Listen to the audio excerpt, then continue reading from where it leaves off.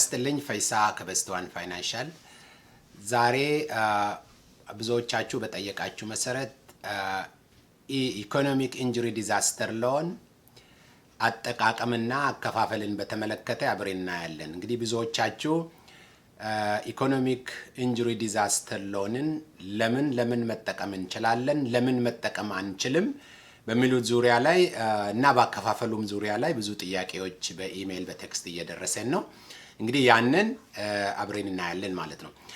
እንግዲህ በመጀመሪያ ደረጃ ይሄ ብድር ወይ ደግሞ ኢኮኖሚክ ኢንጁሪ ዲዛስተር ሎን በሶስት ቦታ ከፍለን እናየዋለን። አንደኛው ከ$1 እስከ $25,000 ያለው የብድር መጠን፣ ይሄኛው የብድር መጠን ኮላተራል የማያስፈልገው ብድር ነው ማለት ነው። ሁለተኛው የሎን ካቴጎሪ ከ25,000 እስከ 200,000 የሚሆነው ብድር ነው ማለት ነው። ይሄኛው ቢዝነስ ፕሮፐርቲን እንደ ኮላተራል ይይዛል ማለት ነው። ለዚህኛው የቢዝነስ ንብረታችንን እንደ ኮላተራል እናስይዛለን። ለዚህኛው እንግዲህ የቢዝነስ ንብረታችን ስንል ኡበር ታክሲ ድራይቨሮች ኡበር የሚሰሩበት መኪና ወይ ደግሞ ታክሲ የሚሰሩበት መኪናቸው እንደ ዋስትና ሊያዝ ይችላል ማለት ነው። ሌላም የተለያዩ ቢዝነሶችን የሚሰሩ ሰዎች የቢዝነሳቸው ንብረት እንደ ዋስትና መንግስት ይዘዋል ማለት ነው። በየወሩ እንከፍላለን ብለን ቃል የገባነውን መክፈል ካልቻል እነዚህን የንግድ ንብረቶቻችን ወይ ደግሞ ቢዝነስ ንብረቶቻችን መንግስት ይወስደዋል ማለት ነው። ሶስተኛ ካቴጎሪ ከ200,000 እና ከዛ በላይ ብድር ነው። ይሄኛውን ካቴጎሪ የወሰደ ሰው ፐርሰናል ፕሮፐርቲውን የግል ንብረቱን እንደ ዋስትና ያስይዛል ማለት ነው። ይሄኛው ከ25,000 እስከ 200,000 የቢዝነስ ንብረታችንን በዋስትና እናስይዛለን። ይሄኛው ደግሞ ከ200,000 በላይ ከሆነ ደግሞ የወሰነው ብድር የግል ንብረታችን እንደ ቤታችን፣ መኪናችን እንደ ዋስትና መንግስት ይይዛል ማለት ነው። ይሄን ካልን በኋላ ይሄ ኢኮኖሚክ ኢንጁሪ ዲዛስተር ሎን ሲጀምር ለምንድን ነው ልንጠቀም የምንችለው ወይ ደግሞ መንግስት ይሄንን ኢኮኖሚክ ኢንጁሪ ዲዛስተር ሎን ለምን እንድንጠቀም ነው የሚፈልገው? አንደኛና ዋነኛው ይሄ ኢኮኖሚክ ኢንጁሪ ዲዛስተር ሎን ኦር ብድር የምንጠቀመው ቢዝነሳችንን በኮቪድ-19 ምክንያት ቢዝነሳችን ስራው እንዳይስተጓጎል ስሙዝሊ ስራችንን መስራት እንድንችል የምንጠቀመው ገንዘብ ይሆናል ማለት ነው። ሌላ ተጨማሪ ንብረት ለመግዛት ወይ ደግሞ ቢዝነስ ለማስፋፋት የምንጠቀመው ብድር ሳይሆን ቢዝነሳችንን ያለምንም ኢንተራፕሽን ኮንቲኒየስሊ መቀጠል እንድንችል ልንጠቀም የምንችለው ብድር ይሆናል ማለት ነው። ስለዚህ ይሄን ካልን በኋላ ለምን መጠቀም አንችልም? ይሄንን ብድር መጠቀም የማንችለው ለምን ወጪዎች ነው የሚሉትን ማየት ተገቢ ይመስለኛል። አንደኛው ዲቪደንድ እና ቦነስን ለመክፈል መጠቀም አንችልም። ድርጅቶች ከሆኑ ትላልቅ ድርጅቶች ከሆኑ ለሼር ሆልደርሶቻቸው ዲቪደንድ በዚህ ብድር መክፈል አይችሉም፣ ቦነስም መክፈል አይችሉም። ሁለተኛው ሪፋይናንሲንግ ኦፍ ሎንግ ተርም ዴት ነው የሚለው። ሎንግ ተርም ዴት ካለብን ያንን ሪፋይናንስ ለማድረግ ወይ ደግሞ ያንን ሎንግ ተርም ዴት ለመክፈል ይሄንን ብድር ኦር የተበደርነውን ብድር መጠቀም አንችልም።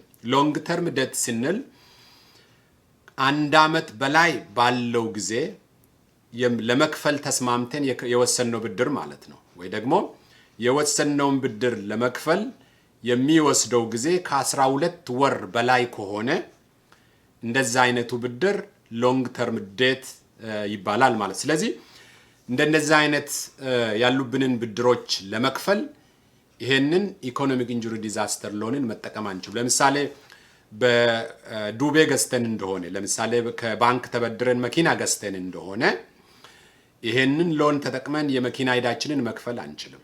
ኦኬ የመኪና ዕዳችንን ምክንያቱም ይሄኛው ወለዱ አነስተኛ ነውና የመኪና የገዛንበት የባንክ ገንዘብ ደግሞ ወለዱ ከፍተኛ ነውና ይሄንን ብድር ተጠቅሜ ያለብኝን የመኪና ዕዳ ከፍልበታለሁ ብለን ብንል ለዚህ የተፈቀደ አይደለም ማለት ነው።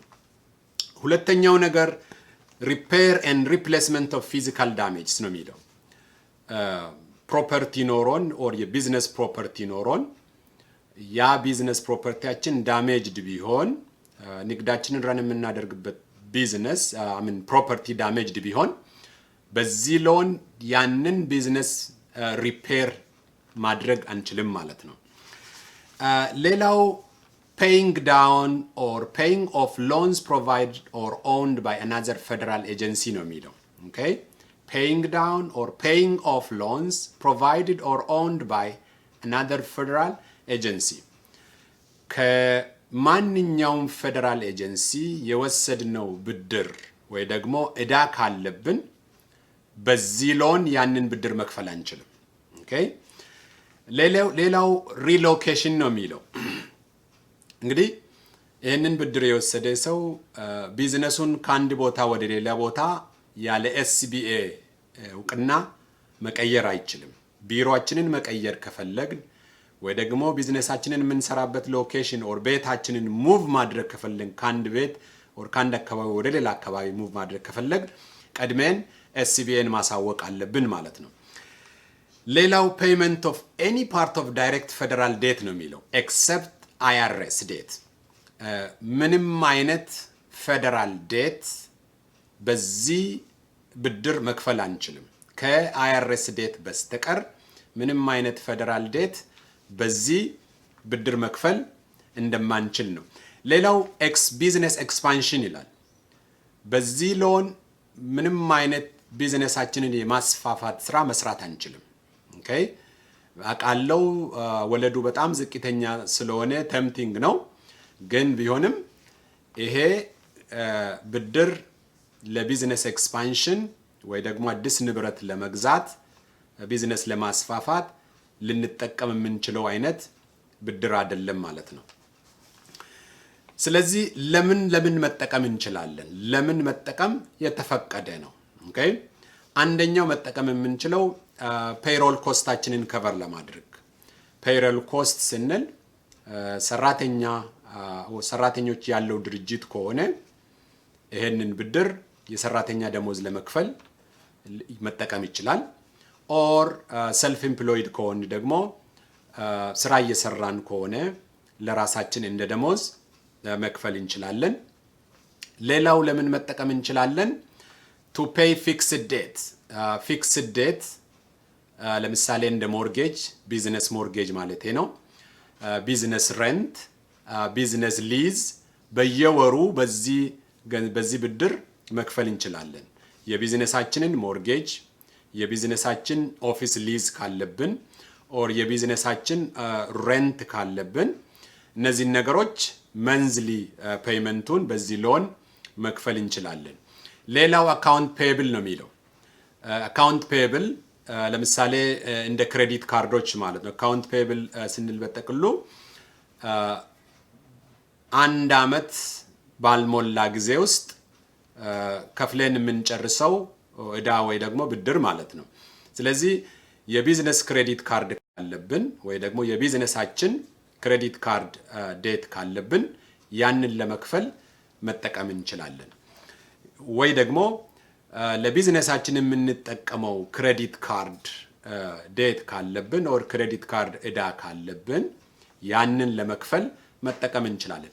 ሌላው ዩቲሊቲ ቢልስ የተለያዩ የቢዝነሳችን ዩቲሊቲ ቢልስ የፐርሰናል ዩቲሊቲ ቢልስ አይደለም እዚህ ጋር የምናወራው የግል ወይ ደግሞ የመኖሪያ ቤታችን ዩቲሊቲ ቢልስ ማለታችን ሳይሆን የቢዝነሳችን ዩቲሊቲ ቢልስ ኤክስፔንስ ለመክፈል መጠቀም እንችላለን። እዚህ ጋር የተለያዩ ስሞል ቢዝነስ ኦነርስ ላይክ ኡበር ሊፍት ታክሲ ትራክ ድራይቨርስ እና ሌሎችም ስሞል ቢዝነስ ኦነርስ ሌትስ ሴይ ለመኪናቸው ነዳጅ ለመግዛት ኦር ነዳጅ ለመቅዳት ይሄንን ገንዘብ መጠቀም ይችላሉ። ለካር ዋሽ የቢዝነስ መኪናቸውን ጽዳት ለመጠበቅ መጠቀም ይችላሉ ማለት ነው። ፕላስ ይሄም ብቻ አይደለም የመኪናቸውን ወራዊ ኢንሹራንስ ሊከፍሉበት ለመክፈል መጠቀም ይችላሉ።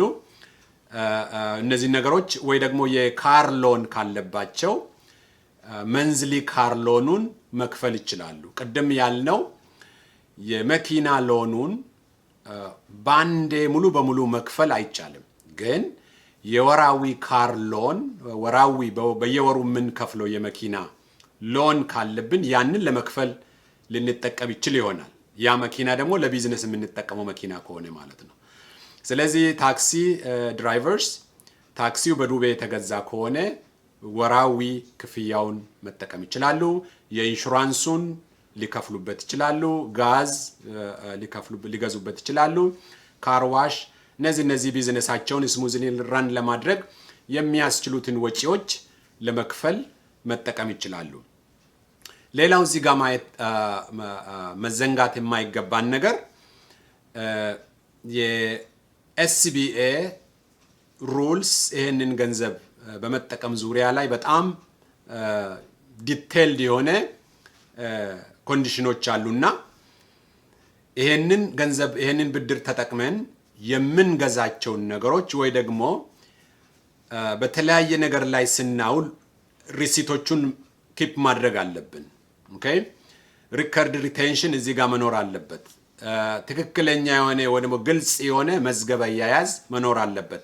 ለምን ይህንን ብድር እንዳወጣን ወጪ እንዳወጣን ሪሲቶቹ ሊኖሩን ይገባል። መዝገብ በትክክል ጥሩ ሪከርድ መያዝ አለብን ማለት ነው። ይሄ ለምንድን ነው? ኤኒታይም ኤስቢኤ ኦዲት ሊያስደርገን ይችላል። ኦኬ ኦዲተር ሊልክብን ስለሚችል እነዚህን ኤክስፔንስ ሪሲትስ ሪከርዱን ኪፕ ማድረግ አለብን ማለት ነው። እንግዲህ ኦዲት ተደርገን ለተባለው ፐርፐዝ ወደ ተባለ ጉዳይ ያልተጠቀምን እንደሆነ በኮንትራቱ ላይ እንደተገለጸው እስከ 150% ልንቀጣ እንችላለን ማለት ነው። ስለዚህ ለተባለው ፐርፐዝ መጠቀም አለብን። ሪሲቶቹንና ደግሞ ወጪዎቹን ለምን እንዳወጣን ሪከርድ ማድረግ የግድ ይላል ማለት ነው። ሌላው ፈጠን ብለን በ30 ዓመት ነውና ይህን ብድር መመለስ ትችላላችሁ ብሎ የሚለው ኮንትራቱ ላይ በ2 ዓመት በ1 ዓመት መክፈል ከፈለግንስ የሚሉ ጥያቄዎችም ነበሩ። ስለዚህ በ1 ዓመት ወይ ደግሞ በ2 ዓመት መክፈል የሚፈልግ ሰው ካለ መክፈል ይችላል። በፈጠን ብለን ስንከፍል ወይ ደግሞ በአጭር ጊዜ ውስጥ መክፈል የምንችል ከሆነ ወለዱ ይቀንስልናል። በ30 ዓመት የተሰላውን ወለድ ሳይሆን የምንከፍለው ፕሪንሲፓሉ በእጃችን እስካለው ድረስ በእጃችን ባለው ባላንስ ላይ ነው ወለድ የምንከፍለው ማለት። ስለዚህ የምንከፍለው ኢንተረስት በእጃችን ባለው ባላንስ ላይ ነው የሚሆነው ማለት። ስለዚህ ፈጠን ብለን ከከፈል ወለዱ መጠን ይቀንሳል ማለት ነው። ክፍያውንስ እንዴት መክፈል እንችላለን? እንደዚህ ስንል ገንዘቡን ወይ ደግሞ ብድሩን መጠቀም ባንፈልግና መመለስ ከፈለግን ወይ ደግሞ ፈጠን ብለን ክፍያውን ከፍለን መጨረስ ብንፈልግ ክፍያውን እንዴት እናደርጋለን የሚለው አንደኛ pay.gov የሚል ዌብሳይት ላይ ሄዳችሁ pay.gov ብላችሁ በኤስቢኤ ኢኮኖሚክ ኢንጁሪ ዲዛስተር ሎን ፔይመንት የሚል አለና እዛ ላይ ሄዳችሁ መክፈል ትችላላችሁ። ወይ ደግሞ disaster customer service @sba.gov ስክሪኑ ላይ እንደምታዩት በዛ ኢሜል አድርጋችሁ ሞር መረጃ ማግኘት ትችላላችሁ። ሌላው አሁን ስክሪን ላይ በምታዩት ፎን ነምበር 1-800-659-2955 ብላችሁ ደውላችሁ ተጨማሪ መረጃ ማግኘት ትችላላችሁ ማለት ነው። ስለዚህ ይህንን ብድር መውሰድ አስፈላጊ ነው ወይ የሚለውን በደንብ አስባችሁበት መሆን አለበት። ይገባኛል በጣም ገንዘቡ በጣም ኢንተረስት ሬቱ በጣም ዝቅተኛ ስለሆነ ብዙ ሰዎች እንደ ማንኛውም የብድር አይነት መስሏቸው ያሰቡ ሰዎች አሉ። አይደለም። ይሄ ኢኮኖሚክ ኢንጁሪ ነው። ኢኮኖሚክ ኢንጁሪ ሎን ስለሆነ ለተባለው ፐርፐዝ ብቻ ነው መጠቀም የሚቻለው። እንዳልኳችሁ ቢዝነስ ለማስፋፋት መጠቀም አይቻልም። አዲስ መኪና ለመግዛት መጠቀም አይቻልም። የቤት ዳውን ፔመንት ለማድረግ መጠቀም አይቻልም። ለተባለው ፐርፐዝ ስንሰራ የነበረውን ቢዝነሳችንን በኮቪድ ምክንያት ያለምንም ኢንተራፕሽን ኮንቲኒየስሊ ስሙዝሊ ማስኬድ እንድንችል የተሰጠ ገንዘብ ነው ማለት ነው። ስለዚህ ይሄን ይመስላል። ተጨማሪ ጥያቄ ወይ ደግሞ የግል ፐርሰናል አድቫይስ የምትፈልጉ ከሆነ በቪዲዮው ላይ ከስር ኮሜንት ጻፉልን። ጥያቄዎቻችሁንም ጻፉ። ጥያቄዎቻችሁን ጊዜ ስናገኝ ሪስፖንድ እናደርጋለን። ይህንን ቪዲዮ ከወደዳችሁ ደግሞ ላይክ እና ሰብስክራይብ ማድረግ እንዳትረሱ። በሌላ ቪዲዮ ወደፊት እስክንገናኝ በሰላም ቆዩ።